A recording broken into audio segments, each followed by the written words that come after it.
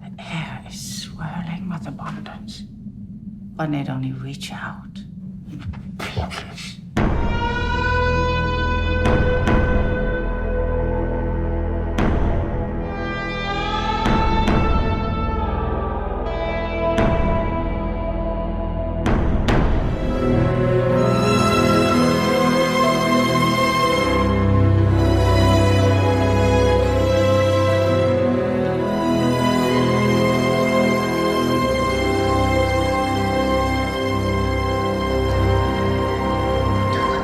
Hey, my fire starters. Remember what it was like to read the Grimm's fairy tales as a child? How about as an adult?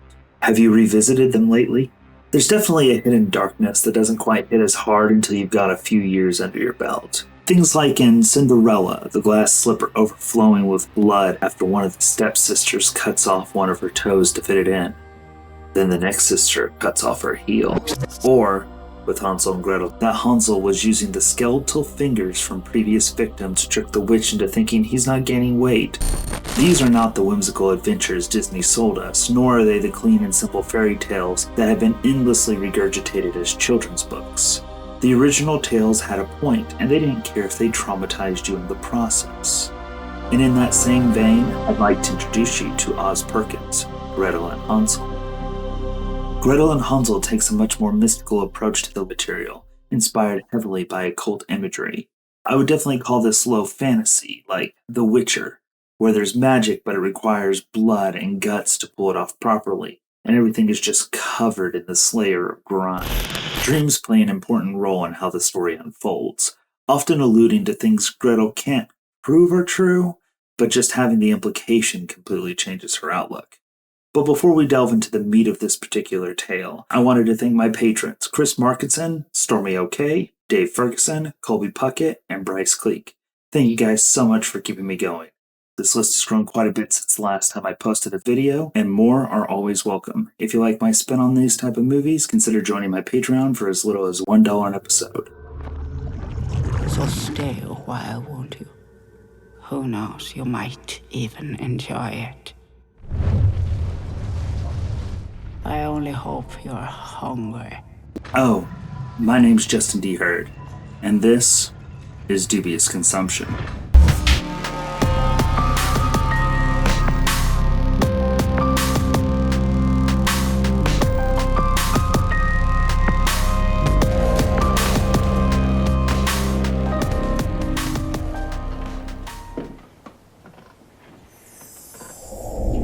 I would like, if I may, to take you on a strange journey.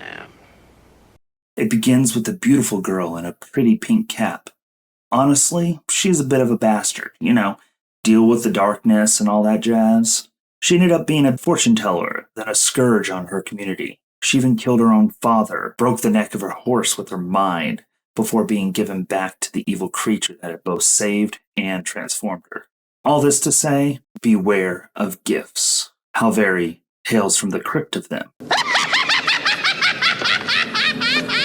This is a setup for the imagery and overall tone of Gretel and Hansel. That of an uncaring world where magic, at least the evil variety, does exist. It is referenced multiple times throughout by the siblings, mostly for its message that nothing is given without something else being taken away. Now onto our sweet little chitlins, every bit the delicacy that name implies.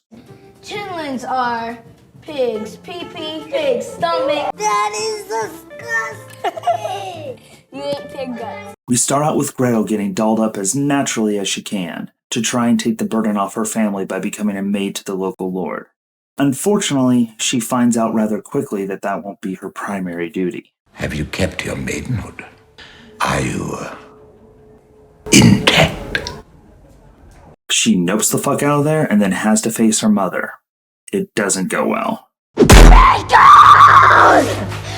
This is where the more fantastical elements come into play. The kids are forced out into the wilderness and promptly find an abandoned shack. They make themselves at home, laying down in a makeshift bed, not even questioning why there's a bed there or where its owner might be. True to form for these type of tales. Only for them to be attacked by a previously hidden and stock-still creature that one can only assume is a vampire or some sort of zombie.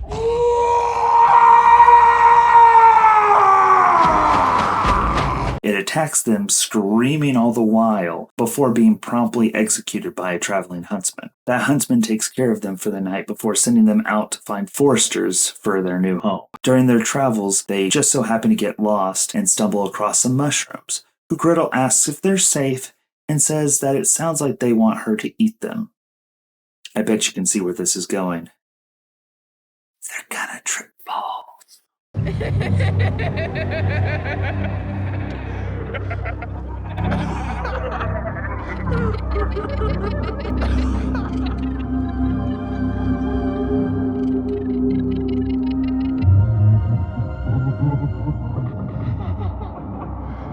After their psychedelic detour, they trip over the witch's house, and here's where the rest of the movie takes place, as you might expect.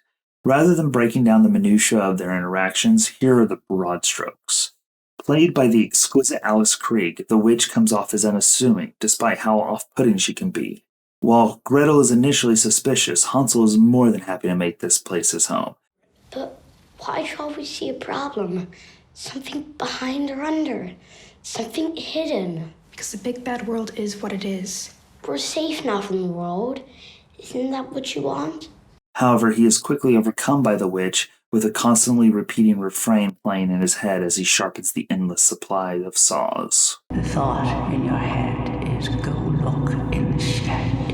You'll find saws to be sharpened for the bones of the dead. What eats with its teeth, but never feels fed. At the same time, the witch begins to teach Gretel how to use her inherent powers.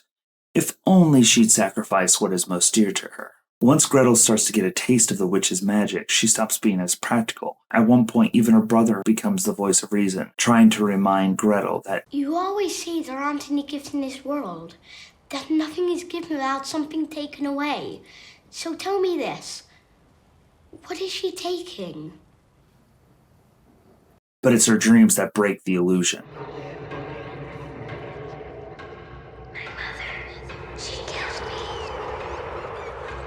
My mother, she ate me. What a pretty bird am I?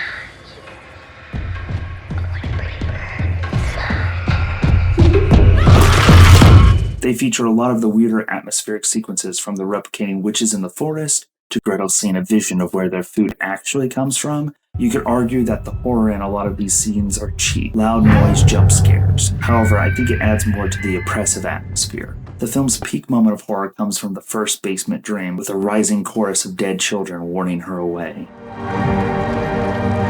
look at us. Don't look at us. The film is unsettling, has a great building score, and totally plays with Jodorowsky's style occult imagery. Actually, now that I think about it, the movie owes a lot to Alejandro Jodorowsky. Alejandro Jodorowsky is known as the father of the midnight movie. His third film, El Topo, couldn't find mass distribution, but instead found its footing in America at the Elgin Theater in New York City. There were so few real midnight hits. The first one was El Topo.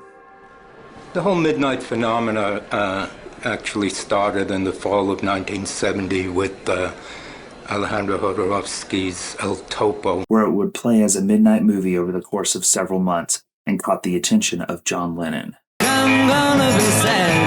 Yeah, that one. Lennon helped boost the acid western's profile and got the Beatles' Apple Corps to distribute it in the United States. He also helped get the funding for Jodorowsky's next film, The Holy Mountain, which was supposed to star George Harrison, but George was very resistant to a nude scene where he would have his anus cleaned. And Jodorowsky stood by his principles and lost out on having one of the biggest musicians in his picture, as well as tons of money for the film. Yes. You know, when I make The Holy Mountain, George Harrison wanted to act the actor. Want to act that. He said to me, I will do it. I read the script, I like. But this moment, I will not do it. What moment? When I am there and then I show my asshole there, they clean my asshole with an hippopotamus near, I will not show my ass. No, I cannot do it. I say, but it's a fantastic lesson for the ego. If you are an actor, you are an artist, show yourself completely. Be naked. Personally, I'm not a fan of El Topo. Well, I actually love the first half of it where it centers on a gunslinger out to kill gods, but the second half completely lost me. However, the Holy Mountain is damn near perfect to me. I'm sure it doesn't hurt that one of my favorite bands, Blacklight Burns, did an alternate soundtrack to the first 40 minutes of the film called Lotus Island. Anyway, Jodorowsky's films are psychedelic experiences that lean heavily into spirituality and over-the-top visuals that include sacred geometry, Jewish mysticism, and manifestations of the tarot, all in an effort to transcend the medium, and has inspired everyone from Marilyn Manson to Nicholas Winding Refn.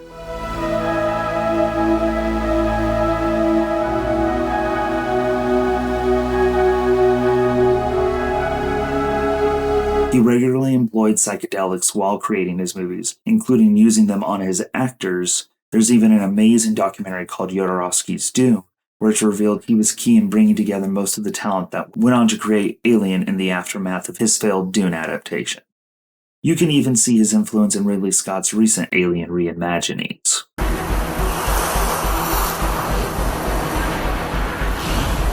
To that point, I immediately keyed into Jodorowsky's shadow being draped over Gretel and Hansel, the way the witch is dressed similar to the alchemist in the Holy Mountain, the way he uses triangles to draw the eye, and even the designs of the witch's house, specifically this shot with Gretel looking through the peephole into the house.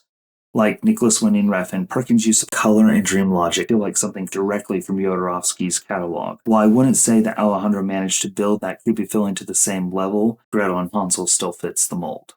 I wanted to embrace the feeling of fairy tales which are inherently scary. Osgood Perkins is one of my favorite newer directors, despite him being in his mid-40s at the release of Gretel and Hansel. He's the son of Anthony Perkins and had a whole career as an actor long before he was finally able to put together his feature film debut, The Blackcoat's Daughter, which I previously featured in my essential horror of the mid-2010s. That film, which features both Kiernan Shipka and Emma Roberts, is a creepy meditation on loneliness that actually makes you feel bad when the possession is broken by the local priest.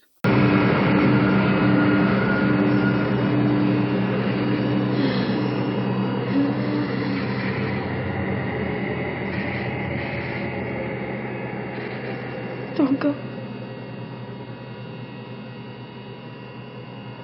His follow-up, I Am the Pretty Thing That Lives in the House, was a Netflix horror film that leaned heavily into gothic horror. It's inspired by films where the people are as haunted, if not more so, than the location. It's a slow burn about obsession and losing your place in the world. If you enjoyed The Haunting of Bly Manor, this one is worthy of your attention. It's definitely not for everyone, but I thoroughly enjoyed its somber tone and beautiful atmosphere. That being said, I'm super hyped for the release of Gretel and Hansel. Oz had proven that he had an interesting outlook on horror films, and this was so drenched in atmosphere and gorgeous visuals that I couldn't help but be entranced by it. The detail I loved, especially on repeated viewings, is the kids' reaction to the first feast they indulge in. Hansel had no reservations, while, keeping with the central thesis of the film, Gretel was suspicious of gifts. However, her hunger eventually wins out and she tenaciously eats. While we don't see them stuff themselves, instead we cut to the aftermath and their stomachs revolting against them. At this point in the story, we do not know where the food comes from, though we are of course suspicious knowing the original story. However, when we learn that the food has been transformed from the corpses of the other children she slaughtered, it makes perfect sense that their bodies would not process the transmogrified rotten flesh. One of my favorite scenes is when the witch returns from her trip. After Hansel has disappeared, Gretel is told by the witch that she is leaving because it's not regular that nature calls out to me, but when she does, I try to answer. She asks for tea and some leftover food. Up until this point, we've seen tables full of food, as well as a dream that uncovered the mystery behind how the witch supplies the feast. Regardless of whether or not it's a dream, Gretel has a choice here, and it's interesting what she ends up doing. When the witch arrives home, she is greeted by an empty table, all except for a single bowl and her tea. The bowl has some questionable food that, well, no one could quite identify that greenish-brownish stuff. Personally, it makes more sense to me that it isn't food at all, and instead, now, stick with me here. It's fecal matter. It's shit. Just think about it. Gretel here is completely suspicious of the witch and whether or not her dreams actually exist. Hansel's missing by this point, and she knows about both the witches and her own powers. But she doesn't know to what depths of depravity the witch would go to. The last time she saw the witch, they had this exchange. Fix me a cup of tea for when I'm back, that'd be nice. And leave the food out if I want to buy something later. It suggests that the witch is letting her guard slip. She's asking for some comfort she usually withholds from. And she comes home to a bowl of literal shit. And she just chomps down on it.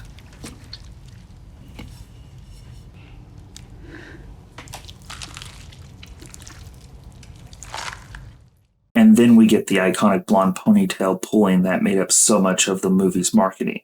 At this point, we know that the beautiful food that's been displayed is made out of the guts and limbs of children that the witch had previously slaughtered. For the normal amount of food the witch had been making, Gretel would have had to throw out so much of the feast to make her eat that specific bowl. And the witch doesn't even notice that it isn't real food. That's how far gone she is. I even sent out the image of the bowl to my followers, and no one could quite figure out what it was. Some thought it was bundt cake, Brussels sprouts, but none of it really fit. From behind-the-scenes stuff I've read, it turns out it was actually sausage, but that doesn't actually mean that's what it was meant to be in the fiction of the universe. It might be nothing more than headcanon, but it just makes too much sense for it to be anything else. Now, the only real misstep in this film is that they employ a Terrence Malick vibe throughout, with close-ups on the characters' faces as they walk. Gretel has the only internal monologue, and it feels like an afterthought included after some production notes. But a lot of her thoughts are more exposition for the audience than anything that really adds to the story. Fairy tales have a funny way of getting into your head. I don't remember where I was, or when, that I first heard the story of the beautiful child in her little pink cap. Just feels like I've always known it. There is a late movie pivot that makes sense, but it also is just enough of a weird twist that it feels like it was meant to hit a lot harder than it does. Throughout, we reference the story of the beautiful girl in her little pink cap, that nothing given is ever free. From the way the witch is dressed, it seems clear that she is the young girl the darkness has corrupted. However, when Gretel finally attempts to betray the witch, it is revealed that the child we've been told about was not the witch, but instead her daughter, which she ate in order to claim her dark powers. So hungry was I to realize my own powers, I hardly even chewed. It's a small change that reframes the entire story. It makes more sense to me that the witch is a child that grew up to become this evil thing, with everything we've been told up to that point. For a movie that already had a lot of people not liking it, this subtle change was enough to throw many off. It does fit with the story they're trying to tell about cutting off emotional ties so that you can be the best version of yourself. It just so happens that the best version of this villain is someone who wants to do nothing but eat children. That little boy is your poison. All that is left is to make him delicious. You can't. My dear, I can't remember a time when there was anything else I cared to do. Look, this is one of those films that is either a love it or hate it affair. When you comb through the reviews, it tends to be either 1s or 10s, which for some reason seem to be my favorite films. However, one of the recurring themes in those reviews is that people didn't want this particular take on the story, and instead wanted the wacky horror hijinks of Hansel and Gretel witch hunters.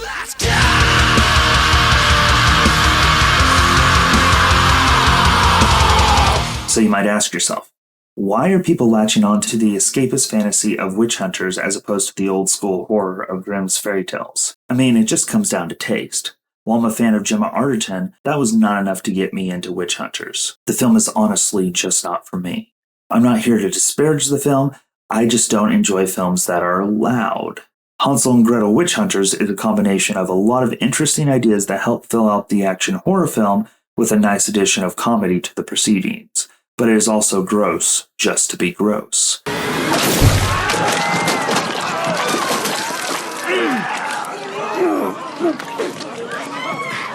The curse of hunger for crawling things. I fucking hate that one. That was awesome. I wanted to bring it up because of just how many people I've seen lamenting that Gretel and Hansel is not Hansel and Gretel Witch Hunters. But to compare the two is missing the forest for the trees. They are coming to the material from completely different places. The intention of Witch Hunters seems to be to make a goofy but bloody version of Hansel and Gretel in line with other fantasy films of the day. Whereas Gretel and Hansel is built to be a faithful interpretation of the original story. There is little to no humor in the film. It is meant to be grim dark. It's not the movie's fault that you wanted something else from it. But that is what I'm seeing in most of their bad takes. People wanted something similar to Witch Hunters, and this is not the movie for them. One of the things that definitely struck me about this film is the heaviness of it. It feels like it should be a straight up hard R, with the witch's overbearing feeling pressing down on you throughout. I honestly have no idea how they got a PG-13 or why they'd even want to pursue it. I can't imagine a 16-year-old Dubro seeing this film and being happy with that decision. I'd love to be proven wrong, but the reviews seem to bear that out. So where does this leave us? Gretel and Hansel takes all the things I've loved from A24's more aesthetic horror and applies it to a reimagined Hansel and Gretel storyline featuring witches and some pretty ghastly imagery. It has quickly found its place on my top movies to recommend. It has its caveats, yes, but the last 30 minutes to me are unimpeachable, and it doesn't release its hold on me until the credits roll. What did you think of this film? Are you a fan of Osgood Perkins' other films, or is this your first one? I'd love to hear what you think, especially since I definitely ride hard for this film. As always, you can find me on Twitter at JustinDHeard or on my website, JustinDHeard.com. Please consider supporting us on Patreon like these fine people, where I've got that 2-hour Hellraiser series retrospective in the chamber for when we hit 50 patrons. It is over 20,000 words, guys. We have such sights to show you. If you have any suggestions for future episodes, hit me up on Twitter. I'm on there more than any other social media site, and I'm always looking to talk. Thank you for sticking to the end of the episode. My name is Justin D. Hurd. This has been Dubious Consumption, and I'm outro.